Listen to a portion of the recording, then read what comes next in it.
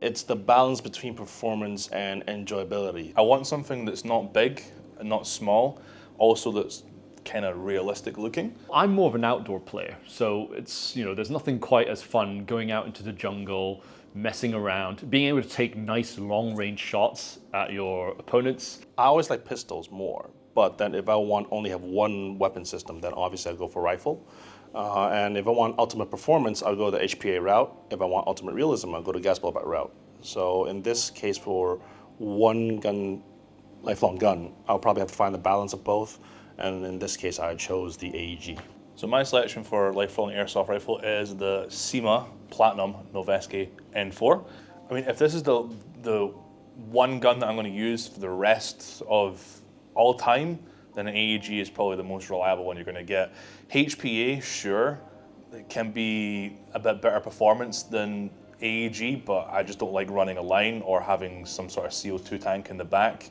GBB, you're pretty much limited to when you can use it, where depending on where you live in the world, and you've got that limited mag count, so you're pretty much outgunned by everyone else with an AEG. So yeah, I feel like AEG is probably the way to go if you're going to just use one gun for the rest of your life. I really do like taking it outdoors because it also requires a lot of teamwork. However, obviously, if it's a single airsoft gun for the rest of my life, I do want a bit of versatility. So obviously I chose this because it is compact, it's still a rifle, it's still got a bit of range, but I can use it in CQB and use it outdoors. It doesn't excel in all of them, but it can function in both. So I noticed that you copy me and use AEG as well, but you, on the other hand, one gun for life, you went GBBR. Why is that? Because I like GBBRs. I like the haptic feedback, and I like the realism. Looks gorgeous, feels gorgeous. Can't complain about that. Well, this one is actually my second lifelong gun of my choice. My first one was the GBLS AR series. Unfortunately, the most expensive gun out there also isn't very available. So I went and picked this HK416C by Umarex GBB using the MWS system. You do know you're gonna suffer, right, if you play anywhere globally. Yeah, you're getting pretty much outgunned with ammo-wise by everybody. Yes, but I reckon I'm a pretty good shot, so I can at least compensate for it. And besides, I'm doing it for fun. Check out our Glock review, see if he's really a good shot. I've been moving away kind of from more skirmish games to mostly milsims. So I want something where I can go in and out of buildings really easily. So this kind of length gun, 10.5, is pretty much perfect for that. As long as I don't put a suppressor on it, it's fine. But yeah, I want to be able to have something that I can use outdoor, completely fine, and it's going to get range, and as well go into CQB with ease. I'm more familiar with a CQB role. I'm less familiar with, say, a sniper role. So then I need something I'm familiar with, something that allows me to be more maneuverable. I'm familiar with AR platform, hence I chose this one. And honestly, 10.5-inch barrel, this is great. It's versatile enough. I can throw on a can if I want. I can leave it as such. That's why I chose this. If you wanted pure versatility and pure utility, an AEG would excel at that. However, I'm also a sticker for realism, and it just feels nice, which is why I went and chose the GBB over here, because ultimately, you can just use it. You won't excel, but I play airsoft for fun, so obviously I'm gonna have more fun with the GBB. Ask you this, how much is your gun that is gonna be inferior in all sorts of weather condition? Right now, I'm not really sure. What is it? I'll tell you what it is. 490. 490 for a gun that you can only use half the season. Well, that's the thing about GBBs, because they tend to be a bit more temperamental when it comes to temperature. However, they're not as bad as people may think. If you're in a colder climate, just use red gas or black gas, a stronger level of gas. And when you're in a warmer climate, you can go and lower the intensity of the gas that is used. So it's not as much of a deal breaker that some people go and think. It will require a bit more work, but personally, I love the realism and the sort of, the haptic feedback of a GBB. So I'll tend to stick with that. And also, we're talking about apples and oranges here. If you want to go and play a little zipper going zip, zip, zip, zip, zip for the rest of your life, that's fine. But as a gladly take the sewing distinguished machine. gentleman, I would like a bit more finesse when it comes to a lifetime of playing airsoft. In terms of AEG, honestly, with the modern day technology, a lot of other brands are also reputable. All I care at this point now is compatibility and repairability. So that's why I went with the VFC, and honestly, I just picked this one because of the looks. It's bonus points at this point. I would want something that's from a brand that I know makes quality stuff. I'd be more skeptical if it's from an unknown brand that are maybe trying something new.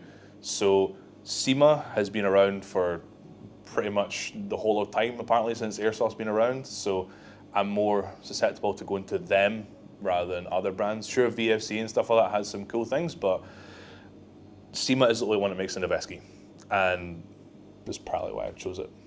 I tend not to rely too much on brand identity, but more on the guns themselves, because you got brands that would have a whole list of great guns, but one of two may be lemons. And then also you got some brands which are not very well known for good guns, but they have one or two guns in a line that are absolutely fantastic. That being said, there's also the system that the brands promote.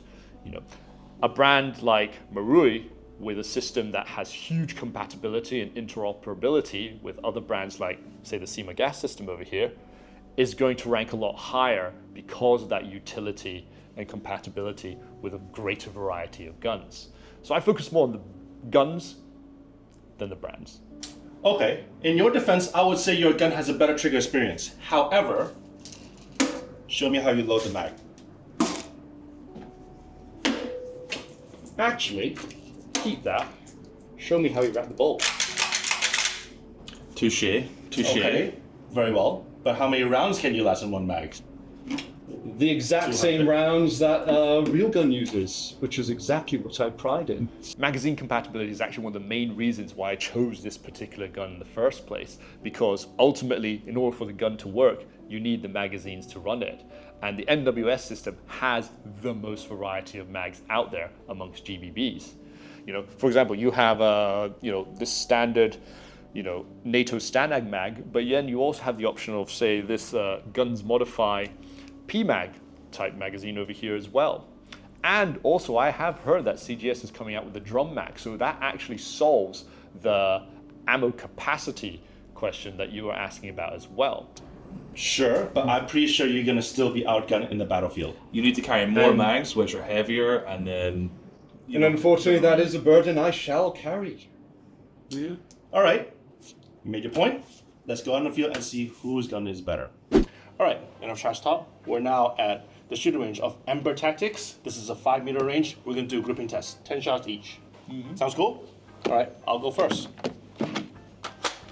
I'm gonna freehand this and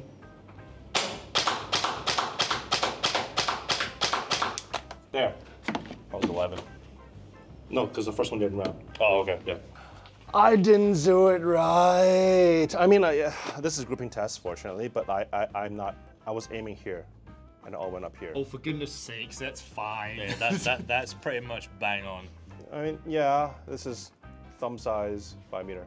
All right, who's next? All right. Don't suck. Try not to. 10 shots.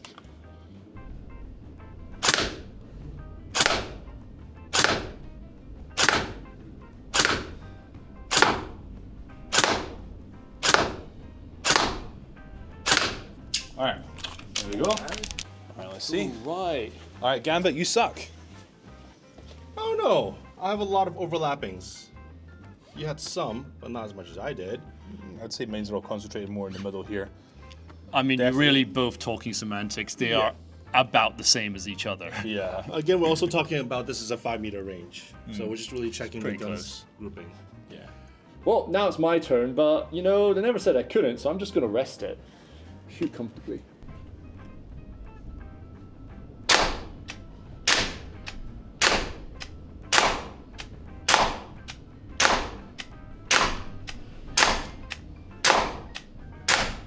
All right, let's see this. Oh, this is pretty impressive, actually. I mean, Your gripping's pretty good I there. did actually lean against something, so that might actually count for something as well. We freehand Yeah. it, but still, honestly, for gripping tests. Okay, this I'm surprised by this. Yeah. I did have a bit of sway with mine, but yeah.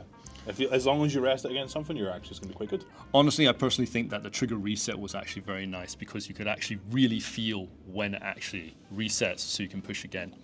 GBB is good for something, I guess. What can I say? I'm aware that I'm playing airsoft, so I don't care too much about capacity. I just care about more convenience. So I chose the air platform. It's also because I know on the field, majority of other airsoft players also run the same mag. So in case of scenarios or different cases, I can always share magazines. I would rather have one that does indoor and outdoor. For example, I have another Scar H, which I would use for just primarily outdoor games if it's just outdoor as like a DMR. But if it's just one gun for life, then the N4 is probably where I go because it's short enough and long enough for outdoor and CQB. Maybe crazy, but I've actually been playing airsoft since 2005. So I've sort of gone through lots of phases of buying loads of different guns. First, I was all about the brand or what's most expensive, but now I sort of go more to the utility, what works and what will continue to work and what's compatible, which is what affected my decision for this particular gun. It is very, very compatible with a huge range of accessories and it's on a nice proven system. So that's why I chose this one, because if it breaks down, there's plenty of aftermarket parts to choose from.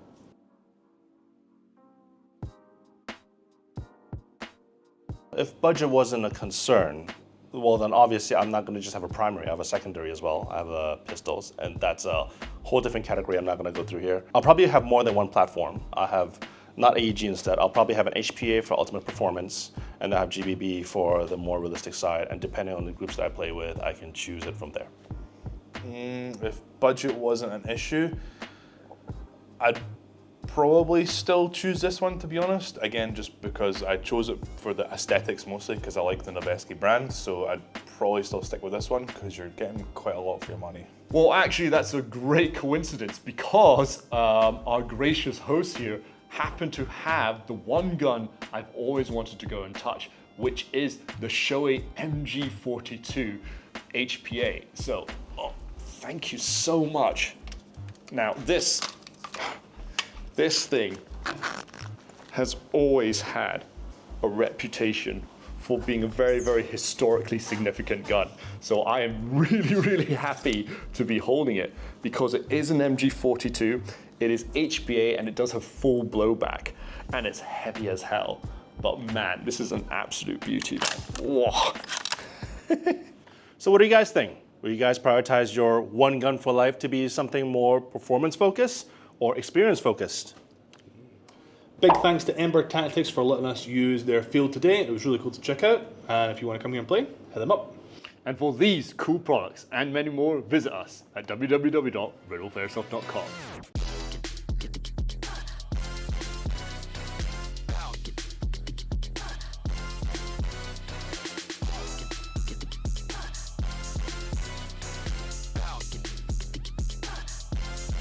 If